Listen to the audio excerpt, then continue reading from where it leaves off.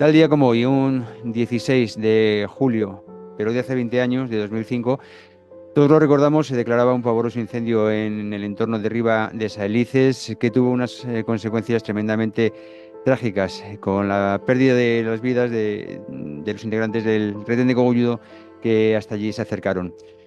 Alguien que lo siguió muy de cerca y muy en profundidad es Roberto Mangas, que, en fin, incluso escribió un libro del cual también vamos a hablar y que va a ser precisamente con Roberto Mangas, el director del Heraldo de Henares, con quien recordemos aquella tragedia. Muy buenos días, Roberto, gracias por acercarte a Es la Mañana de Guadalajara, un día más.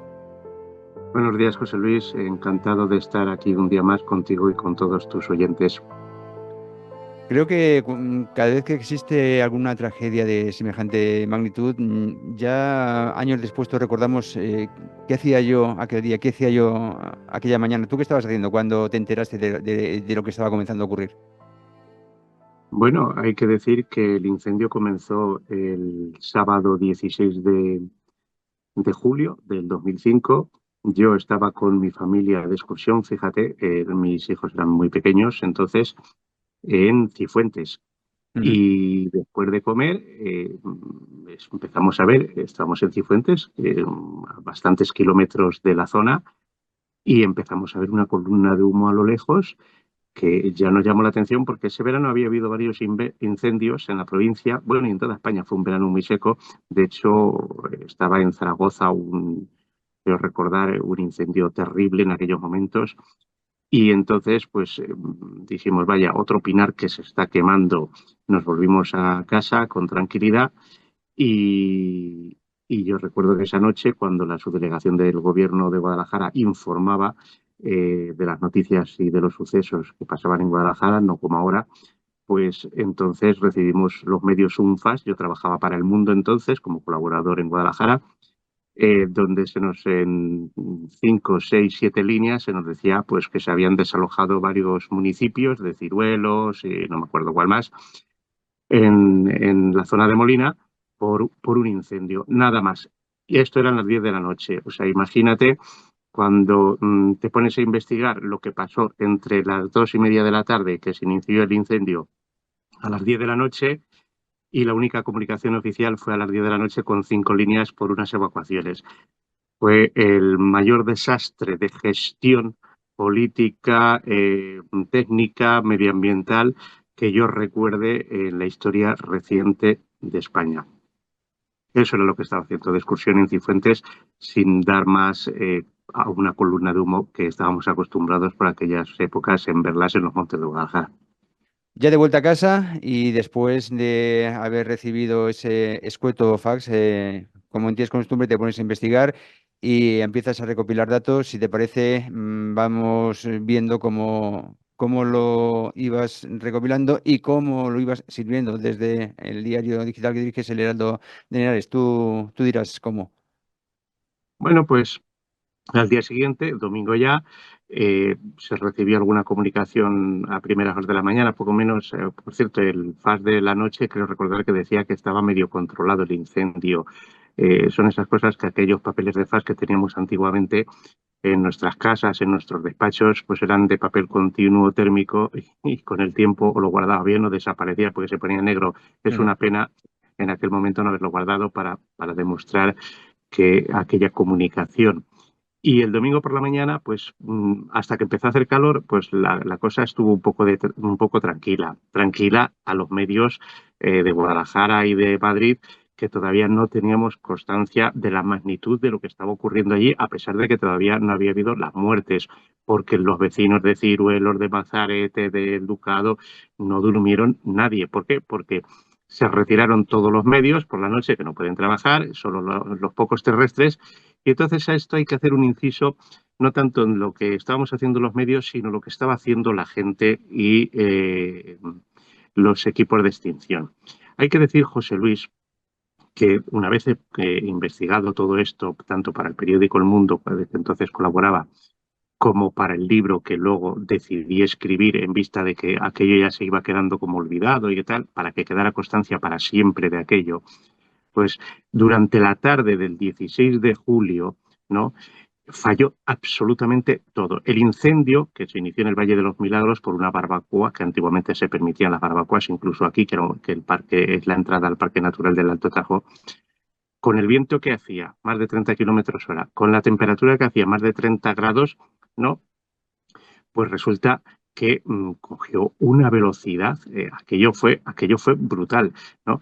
Dicen los técnicos que se pusieron a investigar y que hicieron luego un informe para los juzgados y para la Junta, porque hubo una comisión de investigación y todo, que aquello desprendía el mismo calor que 60 centrales nucleares como la de Trillo en aquel momento.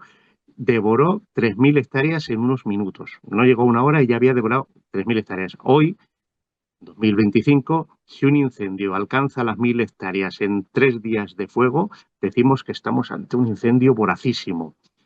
En aquel momento, el 16 de julio de 2005, en apenas un par de horas se había quemado 3.000 hectáreas, el equivalente a 3.000 campos de fútbol como el Santiago Bernabéu. Los vecinos desbordados, los medios que no llegaban porque no había, un Camoz que pierde el Elibalde. Se ofrecen retenes que estaban viendo, los retenes que estaban haciendo tareas silvícolas, pues quitando ramas y demás, cuando eso hay que hacerlo en invierno, no en verano, ¿no? Porque entonces la política de gestión de incendios era criminal, por decirlo de alguna manera, era inexistente y además era inepta, ¿no? Entonces se ofrecieron al COP para ir que veían unas torres de humo inmensas. No se les aceptó la ayuda a todos esos retenes de la provincia. Es más, el único avión que llegó fuera del ministerio, que también costó pedir ayuda, se tuvo que volver porque no funcionaba, no podía descargar. Fue un desastre absoluto y tal, y el fuego avanzando. Por la noche, al bajar las temperaturas, bajó un poco el viento y se calmó un poco el desarrollo del incendio. Pero por la mañana, en lo que empezó a soplar el viento el domingo 17 de julio y empezó a pegar más de 35 grados, que era un verano como es el actual, de mucho calor, no lo tenemos que olvidar. Pues entonces aquello fue las puertas del infierno. Un testigo nos decía que era como si hubieran abierto las puertas del infierno, llamas de más de 30 metros de altura. La imagen de la NASA, que hemos publicado todos los medios, donde se ve España con una columna de humo saliendo de la provincia de Guadalajara, imagínate tú la magnitud. Pues bien, la noche del viernes, del sábado, pues el del equipo de Barreda, del José María Barreda, que infausto presidente de la Junta de Castilla-La Mancha, un trasbono que dejó en ruina la región, pero aquella noche, pues toda la gente encargada, como lo quedó demostrado en el juzgado, políticamente de aquello, pues estaba de barbacoa, estaba de boda, estaba de fiesta, no estaba en su sitio, estaba de vacaciones. El caso es que nadie tomaba decisiones. Las decisiones las tomaban los vecinos, los equipos, los jefes de los equipos de los retenes, porque no se había ni siquiera decretado el nivel 2 de incendio, no se había montado el CECOPI, cuando resulta que ya llevaban más de 3.000 hectáreas quemadas. O sea, tú imagínate en manos de quién estábamos, de qué políticos estábamos, ¿no? Que luego van dando lecciones y presentando libros y cosas de estas. Pero bueno, una cosa es que luego el Supremo dijera que no había responsabilidades políticas como criminales, como vamos a hablar luego, José Luis, y otra cosa es que las responsabilidades políticas fueron totalmente desquiciantes e ineptas, ¿no? Entonces, llegamos al domingo 17.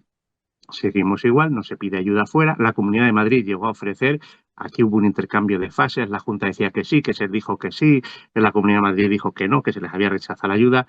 El caso es que a las 4 de la tarde, el retén de Cogolludo, que fue mandado textualmente, José Luis, haz lo que tengas que hacer, ¿no? Porque tampoco, habiendo aviones de reconocimiento que estaban diciendo no paséis por esa zona, no entréis en esa zona, que estamos hablando del Valle de los Milagros, estamos hablando de la zona de Santa María del Espino, donde finalmente ocurrió la tragedia, pues allí que se metieron porque nadie les informó de las instrucciones de los aviones de reconocimiento, los aviones SACO no tenían medios, iban con las motobombas, con el camión, con la ayuda de una motobomba de Arcos de Jalón de Soria, que el hombre desde el día anterior empezó a ver el fuego desde Soria y se ofreció voluntario y vino con su motobomba desde Arcos de Jalón y se metieron todos en la boca del lobo.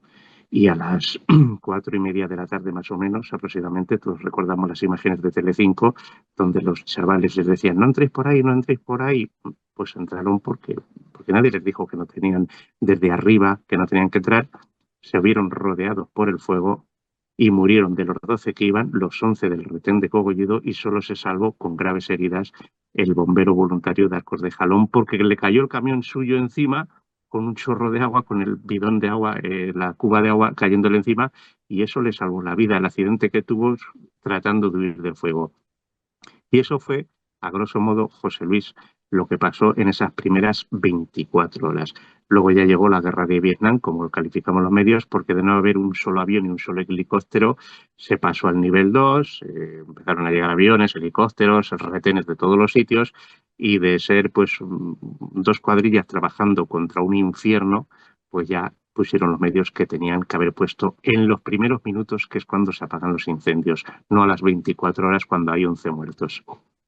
Qué triste que tenga que haber 11 muertos para que se pongan manos a la obra, ¿no? En fin, aquí no acaba evidentemente la cosa porque además de los aviones ya empezó a aparecer por en torno de la zona pues responsables que no fueron del todo bien acogidos, creo recordar. Sí, pero eso fue ya esa noche, porque desde las 6 de la tarde, según recojo en el libro, de acuerdo con los datos de los 15.000 folios del sumario que entonces en los primeros meses me tuve que leer para transcribir todas las declaraciones y todas las llamadas al 112, que son terribles, absolutamente terribles. La gente asustada, cabreada, y desde el 112 tratando de, bueno, ya hemos mandado, ya. No, al final no tenían nada, no hicieron nada. O sea, es que fue terrible aquello. Entonces, desde que se meten en la boca del infierno, no se sabe más de ellos, ya no contestan, y mandan a un avión de reconocimiento, un helicóptero, y dicen, pues creemos que hay cadáveres encima de la cima de allí de Santa María del Espino, del cerro de Santa María del Espino. Bueno, pues le dan la orden, según consta en el sumario, a un piloto que recoja los cadáveres y se los lleve de allí. Pero dice, ¿pero qué dices? Que primero no soy un helicóptero medicalizado, segundo esto tendrá que venir un médico forense, tercero habrá que investigar las causas, pero ¿quién soy yo para venir, que no soy médico ni nada, a recoger?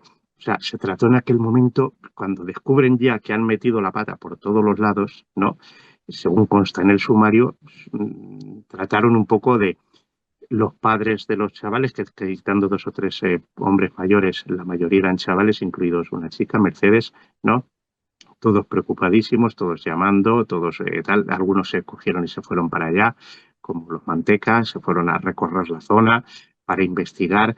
Había gente que ya sabía lo que había pasado y no querían informar a las familias. Tú recordarás, José Luis, que incluso desde los medios de la Junta y medios oficiales se decía, bueno, son desaparecidos, los están buscando, cuando según el sumario hay transcripciones del 112, donde el jefe del COP ya reconoce que hay muertos una hora antes y todavía seguía diciendo que había desaparecidos.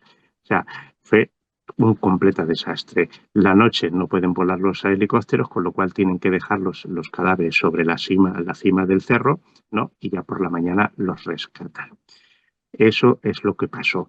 El CECOPI no se montó, como bien has dicho, José Luis, también has recordado, hasta que no hay cadáveres sobre la mesa. No se pide ayuda a otras comunidades autónomas y al Ministerio hasta que no hay cadáveres sobre la mesa. Cuando llevan casi 6.000 o 7.000 hectáreas quemadas, una salvajada. Y al final, pues ya en 3 o 4 días más, con todo aquello, pues se consiguió extinguir a los 8, bueno, controlar el 24 de julio y extinguir el 2 de agosto. O sea, tú fíjate, hasta casi 20 días después no se decretó como extinguido. Esa misma noche, como bien decías, la vicepresidenta del Gobierno, Teresa Fernández de la Vega, con el ínclito José María Barreda, el peor presidente de la Junta de Castilla-La Mancha, con diferencia que ha habido nunca en esta región, se personaron en la zona afectada. Obviamente nos recuerdan esas imágenes en las que pasó con el Día de la Dana en Valencia.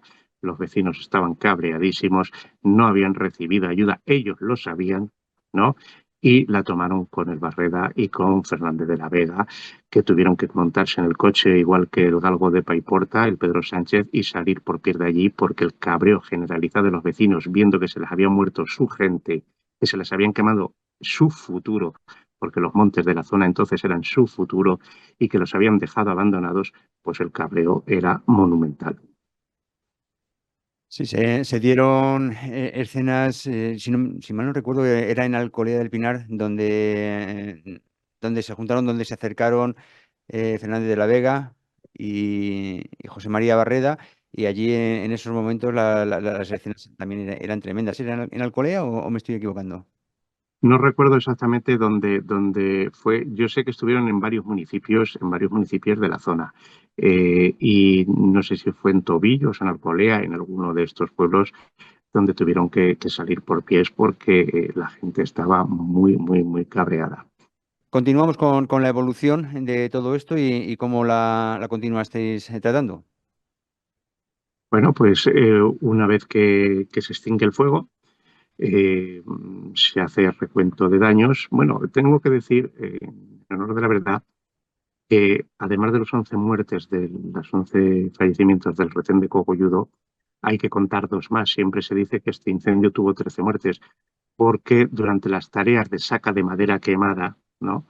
Que eso es otro capítulo aparte que estuve investigando también en un artículo que publiqué sobre los grandes negocios que se hicieron luego con la madera quemada, pues murieron dos chavales en accidentes laborales, en siniestros laborales. O sea, que este incendio realmente se llevó la vida de 13 personas, los 11 integrantes del retén de Cogolludo, más los dos trabajadores durante las labores los siguientes meses de la saca de madera. Ujú. El día 24 de julio, domingo, sin previo aviso y con un FAS que llegó media hora tarde sobre la hora prevista, el entonces presidente del gobierno de España, José Luis Rodríguez Zapatero, es que se juntaron todas las desgracias en aquel momento, no podía salir bien aquello. Entonces, este sujeto que no había tenido la dignidad ni la decencia de suspender un viaje oficial a China que estaba realizando, no sabemos ni para qué, ¿no? Pues apareció por la zona sin avisar ni siquiera a los vecinos ni a los alcaldes, solo a un alcalde socialista, el de Ablanque, ¿no? De que iba a aparecer por la zona para hacerse la fotografía con dos medios oficiales, ¿no? Estuvo recorriendo la zona, miró el reloj un par de veces como diciendo tengo prisa por salir de aquí, ¿no? Y ni se interesó, vamos, la típica pose política, una semana después. O sea, ni siquiera tuvo la dignidad de suspender el viaje y acudir a la zona, revisar la zona. Se habían quemado, José Luis, 13.800 hectáreas, 3.000 de ellas del Parque Natural del Alto Tajo. Habían muerto 11 personas, habían desaparecido cientos, por no decir miles de animales de especies protegidas. Recuerdan, cuando hice el libro, hablé con bastante personal de los retenes, de alcaldes, vecinos, decían que las propias aves o conejos o corzos, cuando iban ardiendo en llamas, corrían e iban transmitiendo el fuego por donde iban corriendo hasta que caían muertos. O sea, fue una tragedia medioambiental, la peor que ha sufrido Castilla-La Mancha y parte de España en muchísimos años, en el último medio siglo seguro, ¿no?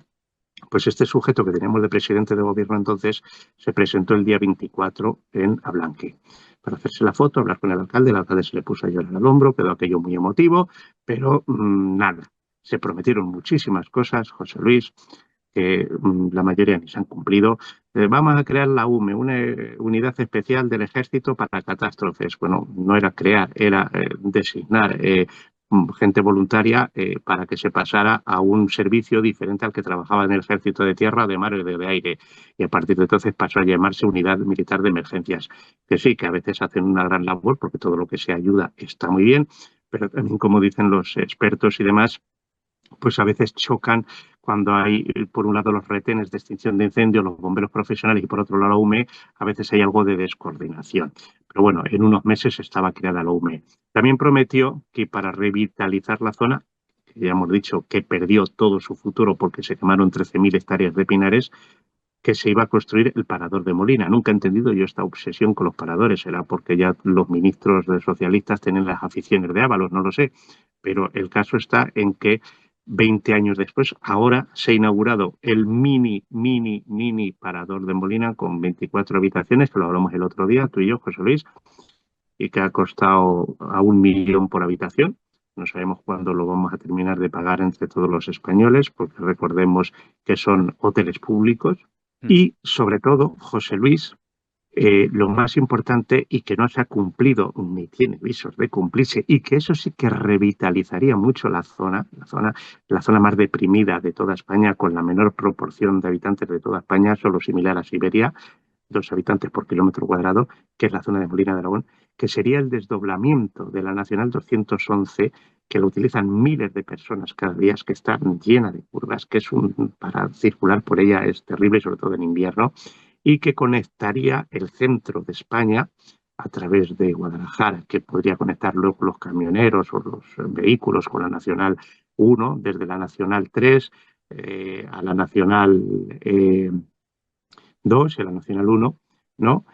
Para dar vida a esa comarca. Eso nunca se ha cumplido. Se han hecho 1000 proyectos, 1000 maquetas. Cada vez que hay elecciones, vamos a desdoblar la Nacional 211. Al contrario, tú lo sabes, José Luis, que se están cerrando todas las líneas, todas las paradas de autobús de esa línea, precisamente, de la línea de Madrid-Teruel-Valencia, ¿no? Y que la zona está completamente abandonada.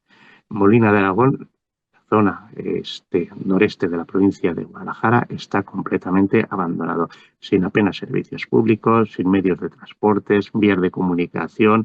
O sea, es como pasar de la zona del Corredor de Henares, que el siglo XXI, volver a la época pues casi de romanones, con lo de Molina de Aragón. Entonces, se ha abandonado esa zona, se sigue abandonando esa zona. Solo se recuerda a los miembros que dieron su vida para proteger nuestros bosques cada 17 de julio, cuando en el fondo a los trabajadores del campo, a los trabajadores de los servicios de extinción de incendios, a los agricultores, los deberíamos llevar en andas, deberíamos estar todos los días dándole las gracias por lo que hacen para que España no se convierta en una granja de placas fotovoltaicas con temperaturas 5 grados por encima, que es lo que provocan estas placas, y sobre todo dependiendo nuestra soberanía alimentaria de terceros países que nos pueden cerrar el grifo cuando quieran, poner los precios que quieran y provocar una grave crisis alimentaria o inflacionista en nuestro país. Por eso cada 16, cada 17 de julio está muy bien recordar lo que pasó aquel día de 2005, pero yo creo que debería ser todo el año, que estuviéramos agradeciendo a nuestro sector primario, a la gente de nuestro sector primario, mimándoles, llevándoles estas carreteras, estos servicios, esta telefonía que la mayoría de las veces no tiene, porque en la zona de Molina de Aragón pues también hay muchas zonas de claroscuro que te vas por ahí, pierdes la línea de teléfono, aunque A tengas un buen estas, teléfono. a estas alturas, efectivamente, a estas alturas no digo del año, sino en el año 2025, que todavía existan zonas de Guadalajara en las cuales la cobertura de un teléfono móvil es deficiente, pues, en fin, no es algo de recibo. Magnífica investigación, magnífica cobertura la que realizaste entonces como corresponsal del diario El Mundo, por supuesto como director del Heraldo de Henares. La hemeroteca está ahí, pero también está ahí ese libro que escribiste, El incendio de Guadalajara, que me parece que todavía lo podemos adquirir y conocer todo esto que nos has contado, pero más en profundidad y de un modo mucho más casi al minuto, ¿no? Sí, es un relato, leyendo el sumario, transcribiendo el sumario, literaturizándolo para adaptarlo a un libro, con las llamadas del 1-2, además, minuto a minuto, y donde la gente puede descubrir que es todo lo que falló en esas 24 horas del incendio, del peor incendio que se recuerda en la provincia de Guadalajara en toda su historia. Y para terminar, José Luis, que sé que ya me estás mirando con el reloj en la mano, vamos a hacer un resumen de 1 minuto de la causa judicial. El juzgado de instrucción de Sigüenza le correspondió por competencia por donde se había producido el incendio y las muertes. Entonces estuvo tramitando, llegó a imputar a 28, 29 personas, entre ellos los excursionistas que iniciaron la barbacoa. y un montón de cargos políticos, entre ellos la viceconsejera de Medio Ambiente, Rosario Arévalo, el delegado de la Junta en Guadalajara de Medio Ambiente también, Sergio David González, algunos alcaldes, técnicos, jefes del COP, etcétera, además de los excursionistas. Uno tras otro tuvieron que declarar, contar lo que pasó allí en esas 24 o 48 horas y al final pues fueron desimputándose, se fueron eximiendo cargo tras cargo, político tras político y hasta que al final, a juicio a la audiencia provincial, solo llegaron 3 excursionistas. Se condenó a uno a un montón de años de cárcel y un montón de indemnizaciones, a Marcelino, y se recurrió al Supremo. El Supremo confirmó en 2013 esta sentencia, por la cual se hacía único responsable al excursionista que encendió la barbacoa. Yo he hecho muchas declaraciones en este sentido después de leerme el sumario.